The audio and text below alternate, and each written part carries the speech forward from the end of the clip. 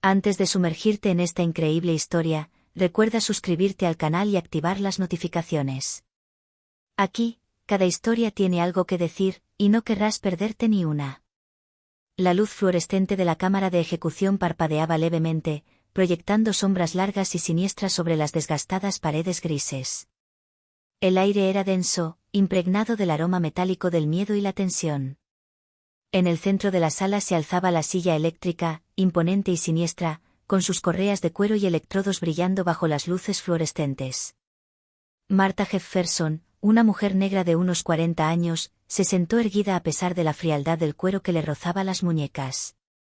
Sus profundos ojos marrones no delataban miedo ni ira, sino una tranquila determinación. Sus manos temblaban levemente, no de miedo, sino por la injusticia que la había traído allí. Había sido condenada por un delito que no cometió, el asesinato de Richard Hampton, un empresario rico e influyente.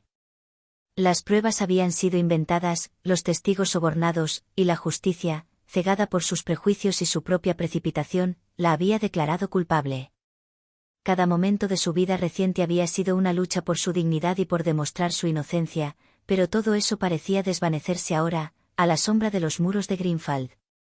A su alrededor, los guardias se movían con rigidez militar, evitando cuidadosamente su mirada. Los periodistas, tras un cristal blindado, murmuraban entre ellos, con las cámaras enfocadas en ella, listos para capturar el último aliento de una condenada. El juez que había pronunciado su sentencia permanecía en un rincón, impasible, como si observara la ejecución de un procedimiento administrativo en lugar de la de un ser humano. Martha respiró hondo.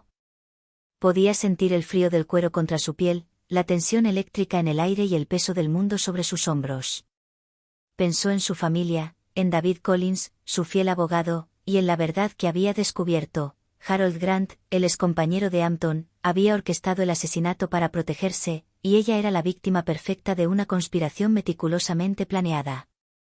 Al acercarse el director de la prisión, sintió que el corazón le latía más rápido, no por miedo, sino por una extraña anticipación. Este momento, este último instante antes de que todo terminara, también podría ser el momento en que ella revirtiera su destino. Ella levantó la mirada y dijo con calma, casi con una sonrisa interior: «Soy inocente. Y pronto lo sabrás». Un silencio denso y absoluto invadió la sala mientras los guardias ajustaban los electrodos. La tensión era palpable. Todos sabían que estas serían las últimas palabras de Martha, pero nadie sospechaba aún que esas palabras lo cambiarían todo. La sala del Tribunal de Chicago estaba abarrotada esa mañana. Los relucientes bancos de madera estaban llenos de periodistas, abogados y ciudadanos curiosos, todos allí para presenciar lo que ya se llamaba el caso Jefferson. Martha Jefferson entró en la sala, escoltada por 2 oficiales. Su paso era erguido, casi desafiando el peso de la sentencia que pesaba sobre ella. Su abogado, David Collins, un hombre de unos 40 años, de pelo canoso y gafas ligeramente ladeadas, la saludó con una mirada de apoyo. «Ánimo, Martha», murmuró, casi inaudible, pero suficiente para que ella sintiera el calor de una lealtad pocas veces vista en este mundo. El juez Clarence Whitmore, un hombre mayor y austero, golpeó el mazo para poner orden. Los murmullos se apagaron de inmediato. La fiscalía tomó la palabra. El fiscal Mark Reynolds, un joven ambicioso, pulió su discurso con precisión quirúrgica, revelando una mezcla de confianza y condescendencia.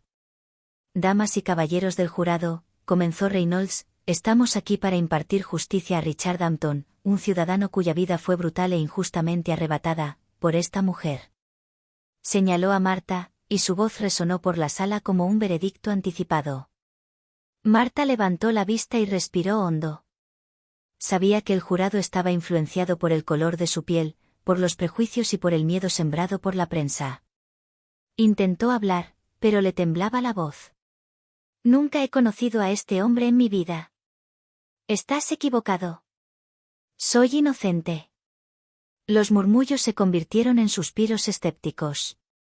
La testigo clave, una joven llamada Linda Marks, acusó a Martha con palabras precisas, pero David Collins supo de inmediato que su credibilidad había sido comprada. Lo presentía en el instinto de su abogado defensor, todo el juicio era una farsa, orquestada para condenar a Marta antes de que se supiera la verdad. Durante horas, se presentaron las pruebas. Una huella dactilar dudosa, una coartada ignorada, fotografías malinterpretadas. Cada prueba reforzaba la idea de que Marta era culpable, cuando en realidad, solo era un peón en una conspiración mucho mayor, orquestada por Harold Grant, antiguo socio de Hampton. Cuando el juez Whitmore finalmente pronunció el veredicto, la sala del tribunal pareció sumirse en un pesado silencio. Culpable. Condenado a muerte. Marta sintió que el mundo se derrumbaba bajo sus pies, pero su mirada permaneció fija en David Collins. Una llama silenciosa ardía en sus ojos, jamás aceptaría esta injusticia. Toda injusticia tenía un defecto, y Marta sabía que encontraría el que le salvaría la vida, o al menos, que sacaría a la luz la verdad. La prisión de Greenfield se alzaba como una fortaleza de hormigón gris a las afueras de la ciudad, un lugar donde la esperanza parecía disolverse en los estrechos pasillos y las frías celdas. Marta Jefferson fue conducida a una sección reservada para mujeres condenadas a muerte. Las paredes estaban cubiertas de grafitis, algunos antiguos, otros nuevos, todos testigos de vidas destrozadas y sueños ahogados. Desde su llegada, Marta sintió el peso del desprecio. Los guardias y algunos reclusos la observaban con recelo, con la mirada llena de prejuicios. Sin embargo, a pesar de la soledad y la hostilidad, enderezó la espalda y caminó con dignidad, con los tacones resonando en el duro suelo. Sabía que cada paso que daba era un acto de resistencia. Su celda era estrecha, apenas lo suficientemente grande como para una cama de metal, un pequeño lavabo y un escritorio estrecho. Los barrotes proyectaban sombras nítidas en las paredes, creando un efecto de jaula que parecía morderle el alma. Marta se sentó en su cama, sacó su cuaderno y bolígrafo, y comenzó a reescribir su historia, documentando cada injusticia sufrida, cada detalle ignorado por el tribunal. Sabía que solo podía confiar en sí misma y en David Collins, su leal abogado, quien seguía buscando pruebas de su inocencia. Cada visita de Collins traía un soplo de aire fresco a su celda, conversaciones estratégicas, planificación de nuevos pasos legales y, sobre todo, la seguridad de que no estaba completamente sola. Pero lo que más preocupaba a Marta era el tiempo. Los días se alargaban como años, y cada día que pasaba la acercaba inexorablemente al momento en que la atarían a la silla eléctrica. Para animarse, se relacionó con algunas de las otras reclusas, ofreciéndoles apoyo y escuchándolas, y ellas, a su vez, le informaban sobre el funcionamiento interno de la prisión, sobre los guardias y sobre los rumores que circulaban por cada pasillo. Una noche, mientras Marta releía sus notas, se topó con un detalle crucial, un mensaje codificado en las comunicaciones de Harold Grant y sus cómplices, que revelaba su participación directa en el asesinato de Richard Hampton. Fue un momento de revelación y esperanza. Por primera vez en meses, sintió que la verdad finalmente saldría a la luz. Ella murmuró para sí misma.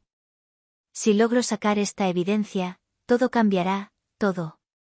Esa noche, en el gélido silencio de su celda, Marta comprendió que su supervivencia dependería de su capacidad para transformar el miedo en valentía y la soledad en fuerza. Ya no era solo una mujer condenada, se había convertido en una estratega, dispuesta a desafiar un sistema que la había traicionado. En la mañana del 12 de noviembre, la prisión de Greenfield estaba envuelta en un silencio casi sobrenatural. El viento silbaba a través de los barrotes exteriores, y los árboles desnudos parecían inclinarse hacia las paredes como si estuvieran observando lo que estaba a punto de suceder. Marta Jefferson se despertó antes del amanecer. Los guardias la obligaron a sentarse en la cama metálica, sus esposas crujían suavemente con cada movimiento. El camino a la cámara de ejecución transcurría por un pasillo estrecho, iluminado por fuertes luces fluorescentes. Cada paso parecía una cuenta regresiva. Marta no apartó la mirada, con la mirada fija en la línea recta que la conducía a la silla eléctrica. A su lado, los oficiales marchaban con disciplina militar, pero Marta percibía su inquietud, sus conciencias remordidas por lo que estaban a punto de hacer. La cámara de ejecución era aún más intimidante de lo que había imaginado. Las paredes grises estaban desgastadas por el tiempo, los electrodos de la silla eléctrica brillaban bajo la fría luz, y el cuero negro de las correas parecía absorber todo el calor humano. Los periodistas, reunidos tras un cristal blindado, ocuparon sus asientos, con las cámaras enfocadas en ella. Se oían murmullos, y algunos periodistas intercambiaron miradas escépticas, intrigados por su aparente calma. El director de la prisión, William Harper, un hombre corpulento de rostro severo, se acercó. Ajustó los cables de la silla eléctrica y murmuró: «Marta Jefferson, tienes derecho a tus últimas palabras». Respiró hondo, sintiendo la tensión eléctrica en el aire, el silencio agobiando cada respiración. Tenía las manos atadas, pero su mente estaba libre. En ese último instante, todos esperaban disculpas, lágrimas o una confesión. Marta levantó la cabeza y su mirada recorrió la sala, periodistas, jueces, guardias, y, sobre todo, David Collins, sentado tras el cristal, con la mirada llena de esperanza y determinación. Sabía que este momento podría ser el último, pero estaba lista para convertirlo en un arma de la verdad. Ella habló con calma, pero con una fuerza que silenció todos los murmullos. «Soy inocente. Y te lo demostraré». Los murmullos se congelaron, el silencio se hizo casi palpable. Marta supo que esta simple pero audaz declaración era el comienzo de su batalla final, no solo por su supervivencia, sino por revelar la verdad oculta durante tanto tiempo. El silencio en la cámara de ejecución era casi surrealista. Todas las miradas estaban fijas en Marta Jefferson. Los guardias contenían la respiración, los periodistas se congelaban tras las mamparas de cristal, e incluso el juez Whitmore parecía incapaz de moverse. Cada segundo se hacía eterno. Marta respiró hondo y sintió que sus dedos rozaban el objeto oculto en su manga, una pequeña grabadora, compacta, pero repleta de pruebas irrefutables. Era el resultado de meses de trabajo, astucia y paciencia. La sacó lentamente, como si cada movimiento estuviera coreografiado, y la colocó sobre el escritorio frente a ella. «Escuchen con atención», dijo con voz clara, tranquila pero firme. «Lo que creen saber de mí es mentira. Todo esto está orquestado por Harold Grant y sus cómplices. Richard Hampton no murió por mi culpa. Aquí tengo la prueba». El director Harper frunció el ceño, dudando en tocar el dispositivo. David Collins se puso de pie de un salto, comprendiendo al instante lo que ocurría. Marta pulsó el botón y la sala se llenó de una voz grabada, clara y nítida, que detallaba la planificación del asesinato de Hampton, la participación directa de Grant y la manipulación del sistema para incriminarlo. Los periodistas dejaron caer sus cuadernos. Algunos murmuraron entre sí con incredulidad. El juez Whitmore, pálido, se levantó lentamente, con manos temblorosas. Incluso los guardias, habitualmente impasibles, se miraron con asombro. Marta continuó, recorriendo con la mirada a cada persona en la habitación. «Querías verme morir por ser negro. Pensaste que el miedo y el desprecio bastarían para silenciar la verdad. Pero la verdad no se puede silenciar». Una tensión palpable invadió la sala. Los teléfonos y cámaras de los periodistas captaron cada palabra. La evidencia era irrefutable, y la conspiración de Harold Grant quedó expuesta a la vista de todos. El director Harper, sudando profusamente, susurró al oído de un oficial: «Detengan la ejecución inmediatamente». En cuestión de minutos, la silla eléctrica, símbolo de su inminente condena, quedó desierta y el proceso se suspendió. Marta Jefferson, condenada a muerte, se había convertido en un símbolo viviente de justicia y resistencia. Sus últimas palabras, pronunciadas con valentía y estrategia, no solo le salvaron la vida, sino que también expusieron un sistema corrupto y racista. Los periodistas corrieron a sus teléfonos, la voz de Marta ya resonaba en las ondas nacionales, una historia de verdad, coraje e injusticia superada. Las horas posteriores a la suspensión de la ejecución fueron un caos controlado. Los periodistas inundaron la sala, con sus cámaras y micrófonos captando cada palabra, cada gesto. La noticia de la inocencia de Marta Jefferson se extendió como la pólvora por Chicago y luego por todo el país. Harold Grant, ex socio de Richard Hampton, fue arrestado menos de 24 horas después. Las grabaciones de Marta, los documentos ocultos y los testimonios que había recopilado en su celda constituyeron un caso irrefutable. El hombre que orquestó su asesinato e intentó incriminarla por un delito que no había cometido fue llevado ante la justicia. Marta fue trasladada a un pabellón seguro y protegido, pero esta vez ya no era una reclusa. Podía caminar con dignidad, apoyada por David Collins y rodeada de periodistas que esperaban sus declaraciones. Al salir de la prisión, sus miradas se cruzaron con las de cientos de ciudadanos y activistas que habían acudido a aplaudir su fortaleza. Ella pronunció unas palabras, sencillas pero poderosas. No sobreviví solo por mí. Sobreviví por todos aquellos que han sido aplastados por la injusticia y el racismo. Al final, la verdad siempre sale a la luz. El caso Jefferson se convirtió en un símbolo nacional. Se iniciaron investigaciones sobre abusos en el sistema judicial, prejuicios raciales y corrupción. Los políticos rindieron cuentas ante un público que exigía justicia y transparencia. Marta, por su parte, se negó a ser vista como una simple víctima. Se convirtió en oradora pública, activista y asesora en materia de reforma judicial. Para Marta Jefferson, la silla eléctrica no fue el fin. Transformó su último momento de vulnerabilidad en un arma de verdad y justicia. Sus últimas palabras lo cambiaron todo, su vida, el sistema y la conciencia colectiva de todo un país.